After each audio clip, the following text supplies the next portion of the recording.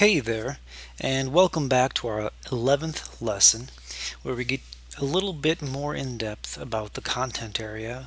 Last time we established the header with the nav and the hero area, hero banner, and now we're going to tackle the hovering of these and how we can change that when you hover, and also we're going to tackle the content area and make that look a little nicer. So let's get this back to the way we had it, and for now we're going to open up Inspector and look at this. Inspect this. So here we have our A tag, and we can set up an inspector. If you click this button here, which is toggle element state, 4 of these buttons come out, these radio buttons that you can check, and the one we want to deal with is hover. And when we do that, I can write a rule for here and just test this out and see what happens. So because I chose this A element and hover, that means that it's faking a pseudo element of hovering and showing me that it'll be red. But I think what I want to do is make a let's do dark blue for hover and that, and see how that looks. And I think that looks probably fine for a hover state. And you can see it overrides the A for that. So what I'm going to do is go back to our CSS, and we're going to go up to our A tag and write a rule for hovering. So it's going to be A, and pseudo elements have a colon after it, and hover is a pseudo element. So A hover, and you can do this in any element, but it usually should be on a anchor tag. So that's how you write that: hover, A colon hover, indent 4 spaces, and color dark blue. And we could, just for sake of example, we could do text decoration underline, because we took off the underline for a standard link, and so we can try to put it back on when you hover over it. And this is for you to decide what to do. You can obviously do a lot of different things. And we'll go back and refresh. Now you see that these turn dark blue when you hover over them with the underline. And so that's how you handle hovers. Pretty simple. And you can handle visited states as well, and active links. And a visited state is, remember when in one of the first lessons where it turned purple after you visited it, right now it's overrided to be light blue. But if we go back to our CSS, we can do the same with visited. And if you wanted to try, I'll just show the example. We'll put color purple. We'll just put purple back in there again because we're going to be taking it away because I don't like it. And so because we visited those, they are purple. Now, a nice interesting tip with Inspector: when you have the development tools open, they don't have to be in view, but they can be behind. You can hold and click on the reload button and get these 3 options, and it actually shows you the shortcut to use for them. And you can choose to hard reload or empty cache and hard reload. So I'm going to do that to show you that these will reset back to blue, or at least they should.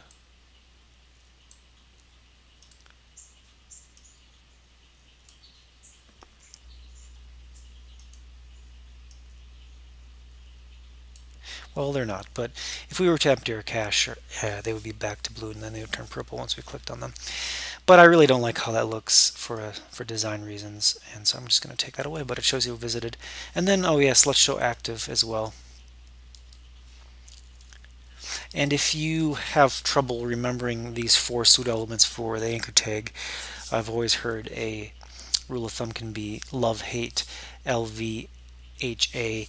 So, and that's the order that they get applied as far as specificity goes.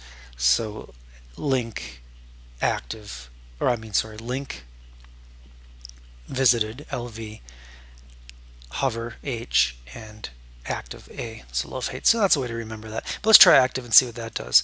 You'll see what it does. It resorts back to here, and it turns purple when you click on it. And that can be a nice feedback to show that you're clicking on it. And it's important to note, as far as the user experience thing goes, with the state of touch interfaces they don't show hover states. So it's important not to get overly excited about things to do with hover states. Later on in some tutorials I'll be showing some interesting techniques that we can do with hover states, but we don't want to make anything rely on that because people with touch interfaces won't be able to see that. And we want to try to get towards a place in web design where content becomes equal on any device that you're looking at it. Alright, so a note about that. Alright, we handled that pretty well. I'm going to take that away because that can be distracting, I think, but it can be useful at other times. And then next we want to handle the content area down here. We know that we want to take the yellow away, so let's do that right away. Find our P and let's just make that back to black. And let's start using some hex code to get used to that. So again, hex code starts with the £, and we'll put all 6 digits in. In fact, let's just make it one step lighter here, just for fun. So that's not quite black, but almost. So you can see that 0 was black, so 1 is just 1 lighter than that. If you put 2, it gets a little lighter, 3 a little more lighter, and so on. And then you can also use letters E and F. But we'll stick with this. I think this looks good. And then I think what we're going to do is also make it Arial.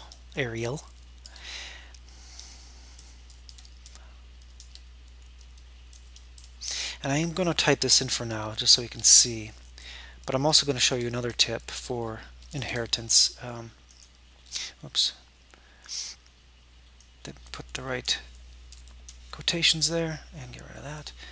And we'll default to sans serif. If I can get it typed in right. Alright, there we go.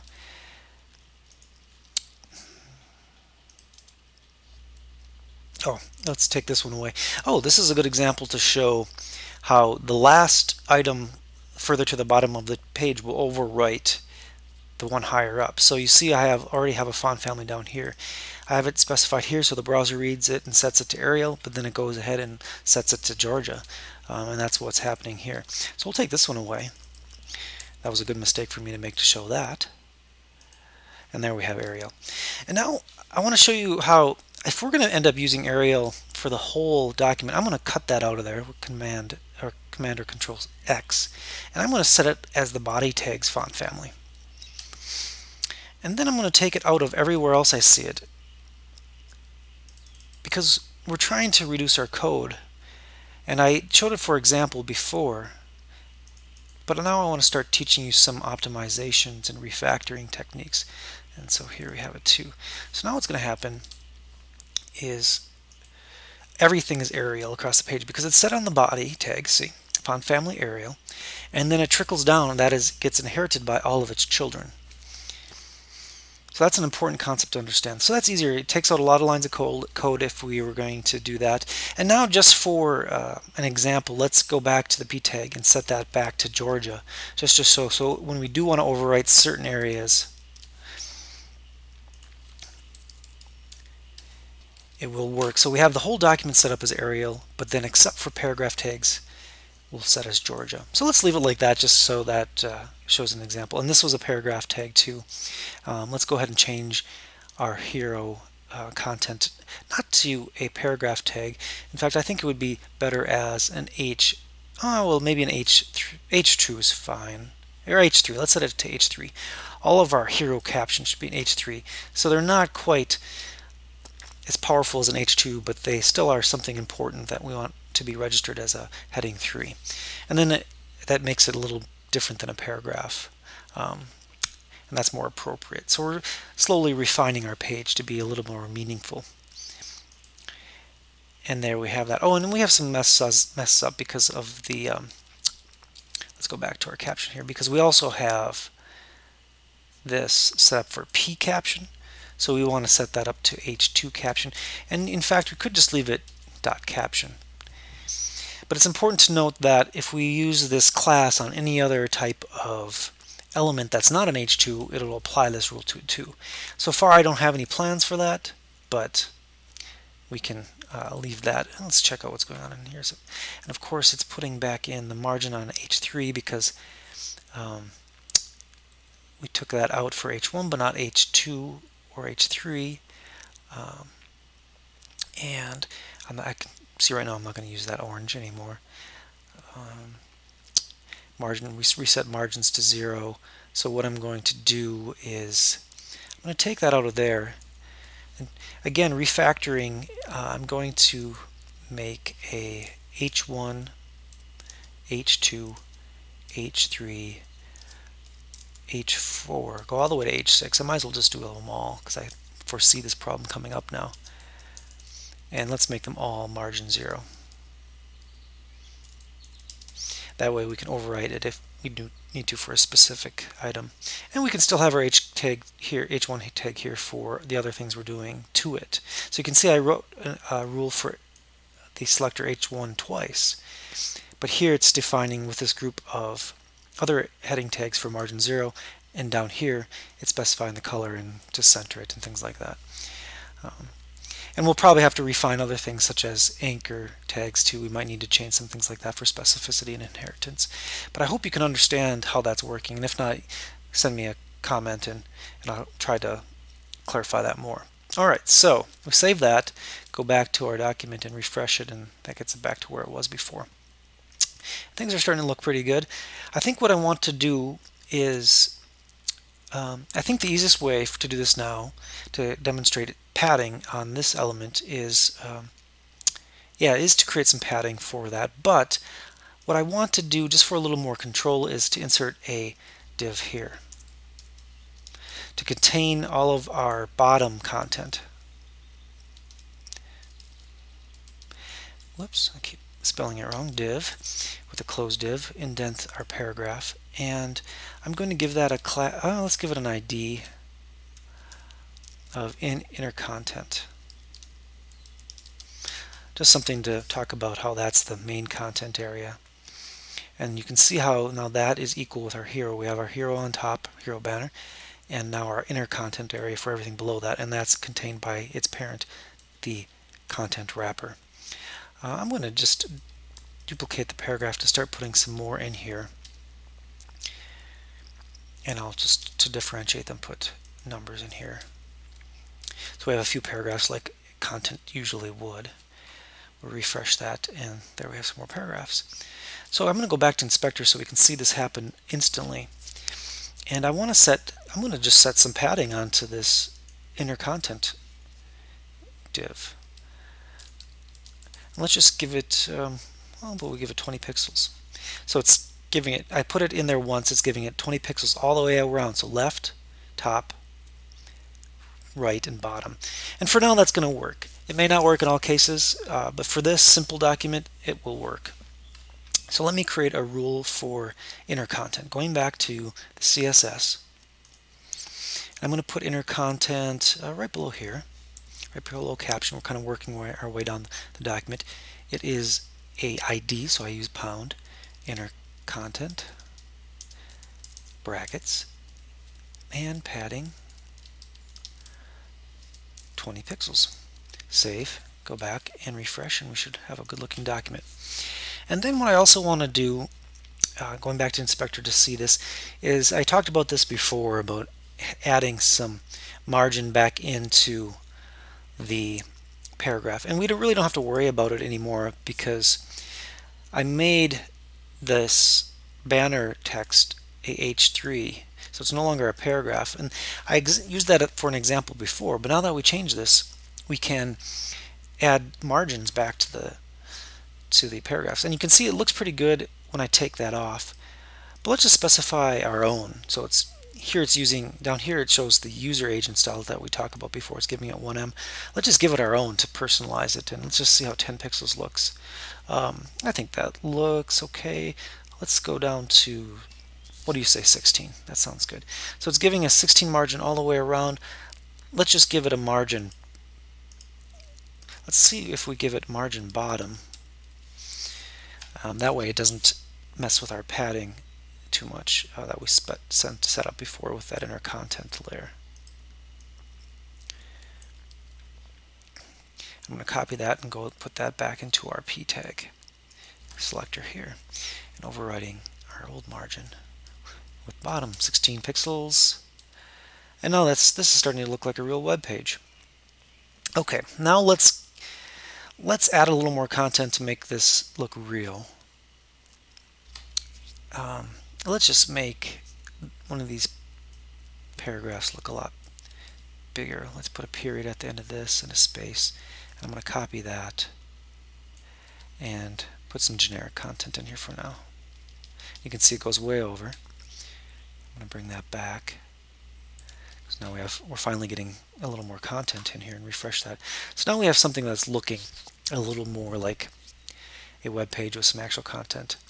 And I think that this looks a little tight as a paragraph, so I'm going to introduce another property. It's a text inline property called line height. And I'm going to start out at 16 pixels and hit the up arrow and go up from there. I just feel like it needs some breathing space, and I think 20 pixels looks better. So here you get into a little bit of your typography that you can control. So line height is something I'm going to add back in the CSS document to the paragraph. Refresh, and that's looking better. Okay, so now we have a document that's actually looking like something. And I want to show you one more thing. Let's say, and this is something you probably could have figured out on your own, but I'm going to show you how. If we wanted to make a link in here, we can just insert it in just like we have before. Just like I showed you last time with the links, anchor, tag, link, hyperlinks. And it can be called some link, and I don't know where it's going to go. Let's just make it go to our contact page, about page for now. And if I go back and refresh, you'll see it gets inserted into there. And we're going to need to put a space there. As you see, there wasn't a space. And there we go. And it has the same hover that we applied before, because those anchor rules and hover rules are applied across the whole website. So when we want to start making these look different than this, that's something we can do, and we'll do that later probably. But I wanted to show that. And because it's a new paragraph, we will have to capitalize that. But you can see how that works. And that's, well, I'm going to show you one more thing. We're going to put in a footer. And as you might have guessed, the footer is simply a footer, just like header is a header. And let's put in a p tag, paragraph tag. And we'll just put copyright my website 2013. Save that. So you can put a lot of different things in here. Usability can teach you what maybe you need to put in there. Maybe you duplicate the links again. You put in links to your search or to different parts about your website, but who knows, we can talk about that at a later time too. And there it is. And now I think I did a mistake here. I put this, and hopefully maybe you caught this, outside of my container, which has that width to it. So it's going to stick it all the way over here in the corner. Let's look at that in an inspector. So here is my content, or my container, and my footer is outside of it, which maybe is fine. But for now, what I could do is I could make this 100% width. That's often headers and footers are 100% width. But for this document, we have our header not at 100% width. So I don't think it's really right to have the footer at 100% width. So an easy way to resolve that is just to put that inside of that container. And let's line everything up here. And that'll fix that and put that right inside there. Let's give that a rule too, just to a selector there, and the back. Let's give it a background color of dark gray. I think that's what I made. The header. Let's go back up here and check. Going to the top of the document, dark gray, and let's just give it a height of 100 pixels. Just to start out and see how that works. There. Now we have its own thing, and we'll style that up later. But I wanted to throw the header and the footer, or the show the footer as another element that you can add in. And I'll slowly add in elements over the course of the series so you'll learn them. But that kind of makes sense. Since we had the header, we also have the footer. And this is coming along, and as we add more content into here, this will expand down and stay to the bottom and be a nice little website. Well, thanks for watching.